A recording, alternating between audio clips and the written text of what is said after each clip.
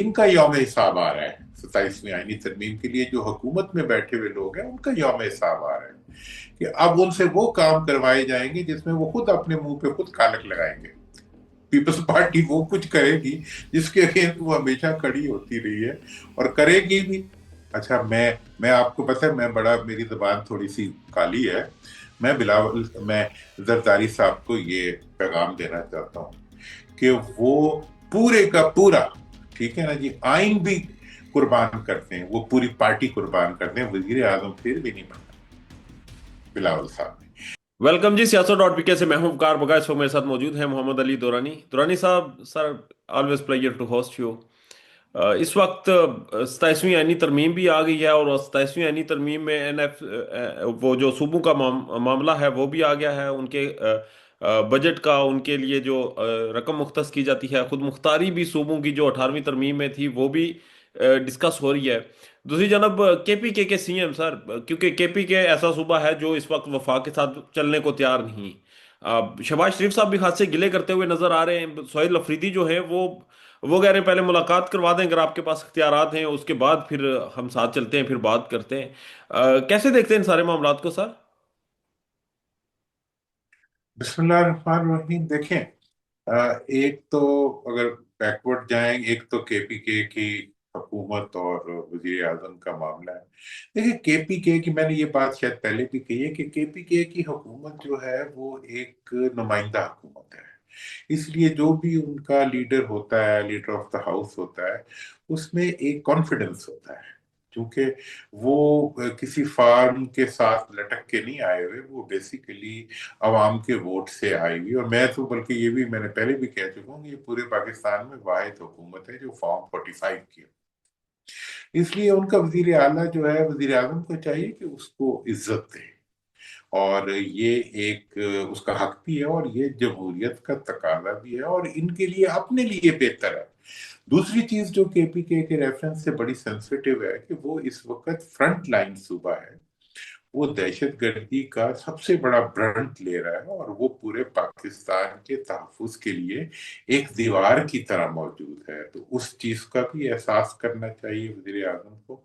तो मैं समझता हूँ कि ये बहुत पैटी इश्यू के ऊपर इस वक्त इन्होंने कन्फ्रंटेशन पैदा की हुई है कि जी मुलाकात नहीं करने देनी। मुलाकात करना हक है, वजीर आला का तो वैसे ही हक होता है। हम तो एज मेंबर ऑफ पार्लियामेंट जब हम जाया करते थे जेलों में, तो हम इंस्पेक्ट करते थे कि भाई क्या आप कर रहे हैं, क्या नहीं कर रहे। तो ये तो अब एक बिल्कुल जो है कब्रिस्तान बनाना चाहते हैं मुल्क को। तो वो इनकी मर्जी है, लेकिन मैं नहीं समझता कि इस वक्त केपीके की हुकूमत जो है उसको रिस्पेक्ट देना वजीर आजम की जिम्मेदारी है और उन्हें रिस्पेक्ट देना चाहिए। और ये उनका हक है केपीके। ठीक है। और ये 27वीं यानी तरमीम आपको लगता है स्मूथली चल जाएगी और मामलात एक स्टेप आगे बढ़ जाएंगे, या फिर आपको आपको यहाँ भी कोई क्योस नजर आ रहा है? देखिए, 27वीं आईनी तरमीम जो है वो असल में 26वीं आईनी तरमीम थी अदलिया को मार्जिनलाइज करने के लिए और अदलिया के इदारे को सबवर्ट करने के लिए। वो हो गया, ठीक है जी। अवाम के हकूक भी सबवर्ट हो गए, असेंबली के अंदर सीटें भी जबरदस्ती ले ली उसके बाद इन्होंने। अब तो असेंबली के अंदर कोई प्रॉब्लम नहीं है। तो अब मुझे तो लगता है कि अब इनका यौम हिसाब आ रहा है। 27वीं आईनी तरमीम के लिए जो हुकूमत में बैठे हुए लोग हैं उनका यौम हिसाब आ रहा है कि अब उनसे वो काम करवाए जाएंगे जिसमें वो खुद अपने मुंह पे खुद कालक लगाएंगे। पीपल्स पार्टी वो कुछ करेगी जिसके अगेंस्ट वो हमेशा खड़ी होती रही है और करेगी भी। और बातें भी करेगी और करेगी भी, रोएगी भी और खाएगी भी। तो मतलब अब ये है। और ये जो जितनी भी इस वक्त भी जो तरमीम आ रही है उसमें जो स्पेस कम हो रही है वो पार्लियामेंट की स्पेस कम हो रही है, जमहूरियत की स्पेस कम हो रही है। और ये स्पेस कम करने की जिम्मेदारी इस वक्त जमहूरियत के खिलाफ अलम जो बुलंद किया हुआ है वो खुद जमहूरी हुक्मरानों, दो बड़ी पार्टियां जो पाकिस्तान में अपने आप को जमहूरियत और आइन का चैंपियन समझती हैं, वो दोनों पार्टियां मुसल्ला होके आइन के ऊपर हमला आवर है ठीक है दुरानी साहब, आप और जनरल। आइन को खत्म कर। जी जी जी, ठीक ठीक है। आपने झंडे वाली गाड़ी गाड़ी का नशा लिया है, आपने पार्लियामेंट के वो शान और शौकत, वो इक़्तिदार की राहदारियां देखी, आपने डिसीजन मेकिंग देखी, ये चीजें आपने देखी हैं। इन्हें मेरे जैसा बंदा एक नशे ही समझता है कि जहां पर एक आम बंदे की एक्सेस मुश्किल हो जाए और आप वहां पर एक लाम लश्कर के साथ जाएं। बहरहाल ये जितनी भी हुकूमत में जमाते हैं इस वक्त, आपने पीपल्स पार्टी का जिक्र किया कि वो अपने हाथों से अपने मुंह पर काला मलेंगे। क्या इक़्तिदार का नशा इतना सर हावी हो जाता है कि आप अपने नजरियात की, अपनी दहाइयों की सियासत की कुर्बानी दे देते हैं? मुस्लिम लीग नून पहले ही खत्म हो चुकी है, अवाम में अगर आज भी जाती है तो अवाम में उनकी पेजराई कुछ खास नहीं है। और अगर इसी तरह पीपल्स पार्टी जो कि आइन की बात करती थी, आइन दिया था, आइन आइन हुआ करता था, और आज आइन ही उन्हीं के हाथों अगर मजीद खराब किया जाता है तरमीम के नाम पर, तो ये इक्तदार का नशा है। ये वजह क्या है कि आप अपने हाथों अपनी सियासत का गला घोंटते हैं और उम्मीदें कहीं और बांधते हैं, और फिर वो उम्मीदें, उम्मीद भर नहीं आती वहां से। देखें, ये जो आज का जो मंजर है ना, हम्म। 26वीं और 27वीं, ये तो इसके बारे में ये कह सकते हैं कि ये आइन का जनाजा है, जरा धूम से निकले। वैसे मैं इसके बारे में एक डिफरेंट ओपिनियन रखता हूं। मैं कहता हूं जिस दिन से आइन बना है आज तक कभी आइन को इन्हीं लोगों ने अवाम के हक में इस्तेमाल नहीं होने दिया। इन्होंने इस आइन को सिर्फ और सिर्फ अपने जाती मफादात और जाती हकूक के लिए इस्तेमाल किया है। मैं इसको तौहीन आइन का पीरियड समझता हूँ 73 से लेके आज तक।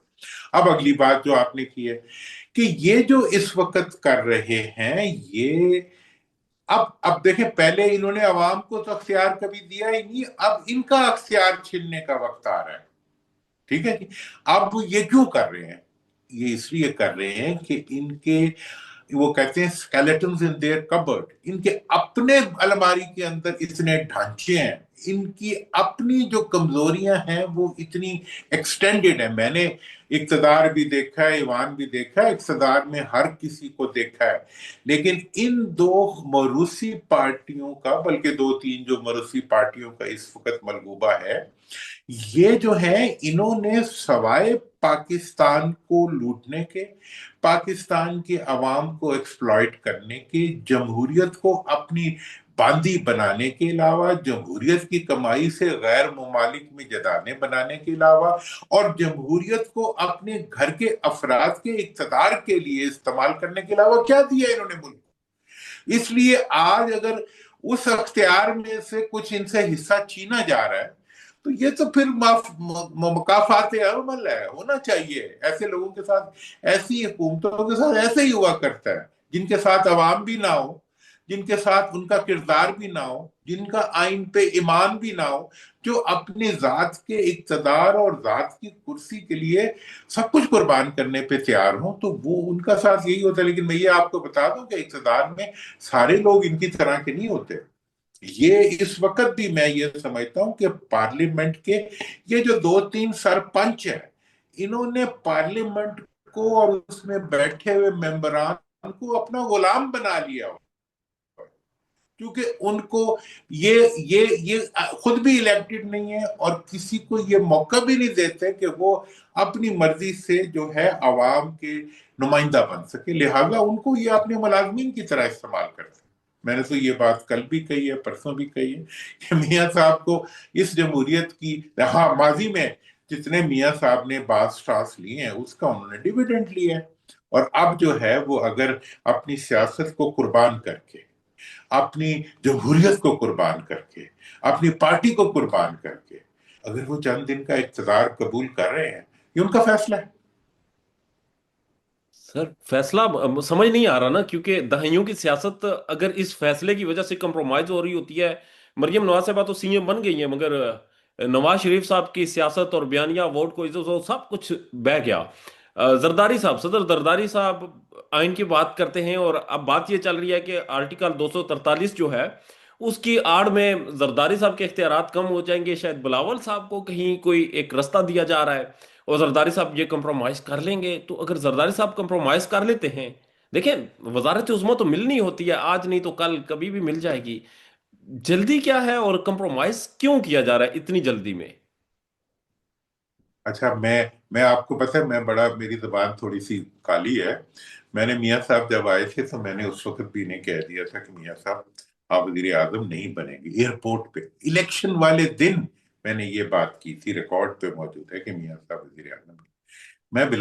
मैं जरदारी साहब को ये पैगाम देना चाहता हूँ कि वो पूरे का पूरा, ठीक है ना जी, आइन भी कुर्बान करते हैं, वो पूरी पार्टी कुर्बान करते हैं, वजीर आजम फिर भी नहीं बनना बिलावल साहब ने। लिहाजा अब वो पुलों के नीचे से बहुत ज्यादा पानी गुजर चुका है।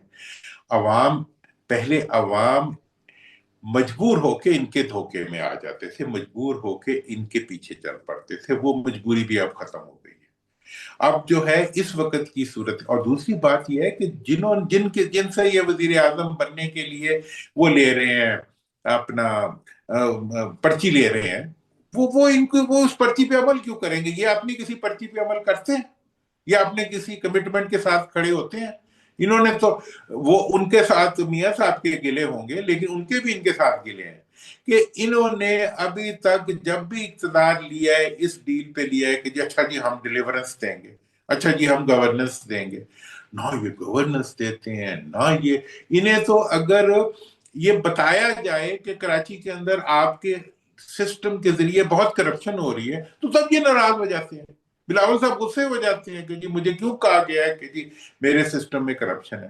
ये तो है ही खुदा की, बच्चा बच्चा, बूटा बूटा, पौधा, हर चीज जाने जाने ना जाने, गुली ना जाने, बाग तो सारा पूरे का पूरा निजाम। क्या हो रहा है शुगर के अंदर, क्या हो रहा है एग्रीकल्चर के अंदर, क्या हो रहा है एफबीआर के अंदर, क्या हो रहा है पेट्रोल के अंदर, क्या हो रहा है बिजली के अंदर, मतलब कहीं भी आपको कोई परवाह नहीं है। और उसके बावजूद आप ये हक भी समझते हैं कि जी ये इक़्तिदार आपका हक है, और अब तो वो ये समझते हैं कि अब उन्हें आइंदा के तमाम इक़्तिदार के तमाम जो रास्ते हैं वो पर्ची से खुलेंगे और पर्ची से बंद होंगे। ये चलें, ये ये ये भी बड़ा देख सर, लेंगे। ये बड़ा अलार्मिंग है कि हमारी सियासतदानों को, पॉलिटिकल एलीट को ये एतबार हो गया है। ये बहुत बहुत अलार्मिंग है, हाँ, उन्हें एतबार हो गया कि आइंदा रास्ता पर्ची का है। इनका कब्रिस्तान बन चुका है, इसलिए इन्हें इत्मीनान। देखिए, जब कोई आदमी अपनी, भाई एक पिच पे ना खड़ा हुआ खिलाड़ी क्या खेलेगा क्रिकेट? ये तो अपनी पिच छोड़ के, विकेटें उखाड़ के जाके कमरे में बैठ गए, इनका ख्याल है कि सब कुछ कमरे में आएगा। तो फिर मैच तो नहीं होगा। जब मैच नहीं होगा तो फिर सियासत भी नहीं होगी, जब सियासत नहीं होगी फिर तुम्हारी जरूरत क्यों होगी? मुझे ये बताएं कि इन लोगों को, जिनका आवाम में कुछ ना हो, जो सियासत भी ना कर सकते हो, जो जलसा भी ना कर सकते हो, फर्ज करो जी मैं ताकतवर हूं, मुझे कुछ भी ना दे सकते हो सवाए अपनी अपनी चेहरे के, और वो चेहरा जिसकी वजह से मुझे नफरत मिले, है, मैं उस चेहरे का क्यों लिहाज करूंगा? देखिए, मैं ताकतवर हूं, मैं सियासत में नहीं हूं, मैं फिर भी चाहता हूं कि मेरी ताकत इंटैक्ट रहे, ठीक है, मेरा, चले मुझे आप अच्छा समझे बुरा समझे। अब उसके बाद मैं किसी ऐसे फर्ज को अपनी ताकत में से क्यों हिस्सा दूंगा जो ना अवाम में जा सकता है, जो ना अवाम को डिलीवर करता है, जो सवाए लूटने के अलावा कुछ नहीं करता, वो मुल्क की इकोनॉमी को नहीं संभाल पाता, मुल्क की गवर्नेंस को नहीं संभाल पाता, मुल्क के लॉ एंड ऑर्डर को नहीं संभाल पाता। मैं ऐसे बंदे के ऊपर क्यों इन्वेस्ट करूंगा? मेरी बात पता नहीं जरा मुश्किल होती है अक्सर, मैं मतलब समझ ये रहा हूँ सर। वाली बात इस वक्त, हाँ इस वक्त जो इनकी सियासत है वो इसलिए ये खुद अपने हाथों से खत्म कर रहे हैं क्योंकि ये एक बेहिम्मत हो चुके हैं। ये देखें, गुलामी के बारे में बड़ी एक मारूफ स्टेटमेंट है कि गुलामी जब तक ज़हनी तौर पे कबूल ना कर ली जाए कोई किसी को गुलाम नहीं बना। फलस्तीनियों को आज भी इसराइल गुलाम नहीं बना सकते जो ज़हनी तौर पे कबूल नहीं करते। ये तो ज़हनी तौर पे भी, अकली तौर पे भी, अमली तौर पे भी, खानदानी तौर पे भी, सियासी तौर पे भी ये अपने हथियार और अपनी सियासत को तलाक दे चुके हैं। ये एक तलाक ज़दा सियासतदान है जिन्होंने अपनी जमहूरियत और अपनी सियासत और अपने आइन और अपनी पार्लियामेंट को तलाक दे दी है। अब ये सिर्फ जो है इक्तदार के इश्क में मुब्तला हो के, ठीक है ना जी, अपना सब कुछ खो रहे हैं, तो इनकी मर्जी है, खो लें। आप तारीख देखेगी, ये भी देखेंगे, मतलब मेरा मेरा इनसे क्या, देखिए मेरा क्या इख्तलाफ हो सकता है किसी आदमी से? मैं तो ये बैठे हुए इख्तदार में तो बैठे हुए हैं, हम सही को सही कहते हैं, गलत को गलत कहते हैं, میں نے کل بھی کہا ہے کہ بھائی سی ایم جو سی ایم کے پی کے ہے وہ زیادہ باعزت ہے وزیر اعظم صاحب سے، کیونکہ وہ عوام کا منتخب شدہ ہے. تو وزیر اعظم صاحب کو اس چیز کا احساس کرنا چاہیے کہ اس کی عزت دیں، اس کو عزت دیں، تاکہ ان کی بھی عزت بڑھے. تو یہ چیزیں جو ہیں ساری، یہ تو اسی طرح ہی ہیں. ٹھیک ہے تو یہ اب اور پھر جو کوئی بھی، جی جی جی پلیز کمپلیٹ کریں، جناب، کمپلیٹ کریں سر. میں نے کہا جو کوئی بھی جمہوریت کے لیے کھڑا ہوگا، جو کوئی بھی اصول کے لیے کھڑا ہوگا، اس کی ہر کوئی عزت کرے گا. یہ ٹھیک. میں آپ کو بتا دوں، میں نے پہلے بھی کہا، میں نے کہا تھوڑی تھوڑی بھی جس نے سٹینڈ لیا ہے اس کو بھی اس کا ڈیویڈنڈ ملا ہے. ایگزیکٹلی اب تو یہ بالکل ہی اگر جی ایسا ہی ہے. مگر یہ اسٹیبلشمنٹ کے قریبی سمجھے جانے والے سر محسن بیگ صاحب ہیں، جرنلسٹ ہیں. ان کا انٹرویو پچھلے دنوں سامنے آیا اور انہوں نے کہا جی یہ پنجاب حکومت کے پیچھے اسٹیبلشمنٹ نہیں ہے، وہ تھک گئے. انہوں نے ہاتھ اٹھا لیا ہے. آج گئی کہ کل گئے، پنجاب حکومت گئی. تو یہ اوپر سے ترمیم بھی آ گئی ہے، آزاد کشمیر میں حکومت کی تبدیلی کا بھی معاملہ ہے. تو کس طرف جا رہے ہیں حالات؟ یار دیکھیں، اب یہ آزاد کشمیر پہ تو مجھے بڑا دکھ ہوتا ہے پیپلز پارٹی کا. مطلب یہ ہے کہ ایک ندیدے بھوکے بچے کی طرح ہے، دوسرے کی پلیٹ پہ نظر رکھ کے یہ بیٹھے ہوئے ہیں. اور یہ نہیں سمجھ رہے کہ اگر یہ کشمیر میں گئے تو کشمیریوں نے پہاڑوں پہ چڑھ کے اوپر سے انہیں پتھر مارنے، انہیں پتہ بھی نہیں لگے گا کس نے پتھر مارا. مطلب کشمیریوں کے ساتھ اس وقت کھیلنے کا پیپلز پارٹی کو کیا ضرورت ہے؟ وہ پیپلز پارٹی جو کسی وقت کشمیر کوز کی ایک لیڈر سمجھی جاتی تھی، اس کے بڑوں نے قربانیاں دی ہوئی ہیں. مسلم لیگ نے جی پاکستان کشمیر بنے گا پاکستان کا نعرہ ہم نے بھی لگایا، سب نے لگایا. مطلب کشمیر کو پاکستان بنانے والی سیاسی پارٹیاں جو ہیں اس وقت، وہ کشمیر کے عوام کی رائے کے الر رہو، وہ وہاں پہ اقتدار کی کرسیوں کو بھوکے بندروں کی طرح دیکھ رہے ہیں. مطلب شیر تو اب ان پہ لگتا ہی نہیں ہے، بھوکے بندروں کی طرح دیکھ رہے ہیں کہ کسی طرح جا کے لومڑی کی طرح انگور کھانے کے لیے چھلانگیں لگا رہے ہیں اور اس تک پہنچ نہیں پا رہے، ایک دوسرے کو خود تنگ کر رہے ہیں. اور یہ 27ویں ترمیم کے بعد بھی ان کا کچھ نہیں ہوگا. وجہ اس کی یہ ہے کہ وہاں پہ زمین بہت گرم ہو چکی ہے. زمین کے عوام جو ہیں وہ اب ان کی باتیں نہیں مانیں گے، اور ان لیڈروں کے خلاف ہی تو وہاں سب کچھ ہو رہا ہے. یہ سمجھتے ہیں کہ جی یہ وہ پرچی کے ذریعے جو ہے جا کے کشمیر کے اقتدار پہ قبضہ کر لیں گے. پھر کیسے قبضہ کرو گے؟ وہ پرچی سے تو تمہیں گھر میں بھی کوئی نہیں آپ گھسنے دے گا. پرچیوں کا زمانہ چلا گیا. آج چل رہی ہیں پرچیاں، یہ پرچیوں کے خلاف خیال پہ زندہ ہے.